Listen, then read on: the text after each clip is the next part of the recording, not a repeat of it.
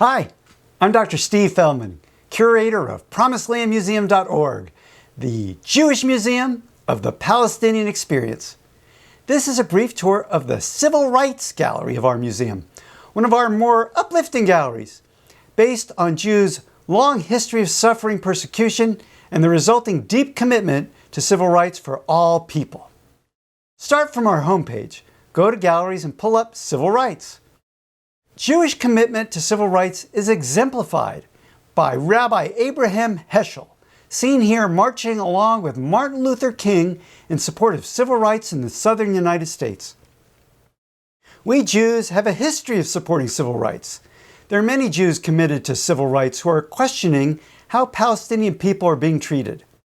Jewish organizations like Jewish Voice for Peace, one of the fastest growing Jewish organizations in the United States, are on the front line speaking out for equal treatment for Palestinian and Jewish people in Israel-Palestine.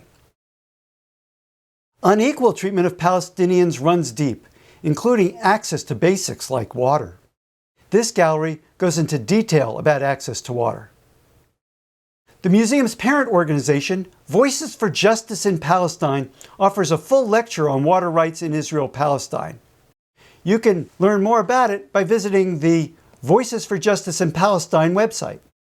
The Civil Rights Gallery considers the word apartheid and also discusses Anna Baltzer's first-hand experience as a young Jewish American who traveled throughout the Middle East and lived and worked in the West Bank. She sheds light on how Palestinian families are treated and offers her analysis of the conflict. Some people are offended by the use of the word apartheid to describe the treatment of Palestinian families. Major organizations, including Israeli organizations, have used that term. When there's unequal justice, the word applies. If a Palestinian child throws a stone, they may end up in a prison for years. I've never heard of a Jewish child being sent to prison when they would throw stones at people violating the Sabbath in Jerusalem.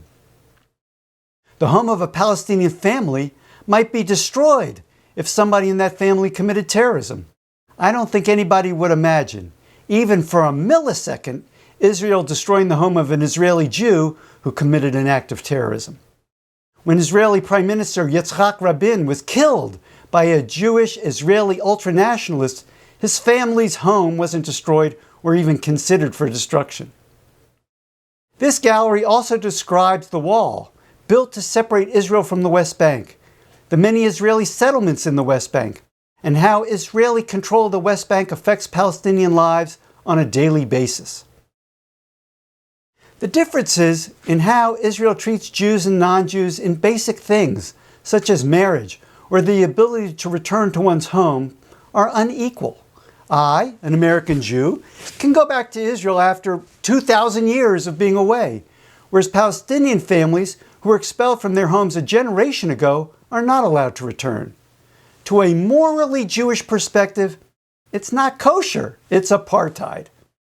That perspective is also embodied in the work of ICAD, the Israeli Committee Against Home Demolitions. Toward the end of this gallery, you can learn about Rachel Corrie, an American hero who was killed trying to protect the home of a Palestinian family. I hope you've enjoyed this brief tour and find it enlightening enough to want to look into more detail at the information presented here and in our other galleries. Thank you so much for visiting. I'm Steve Feldman, curator of PromisedLandMuseum.org. I appreciate your commitment to peace, justice, and equal treatment for all people.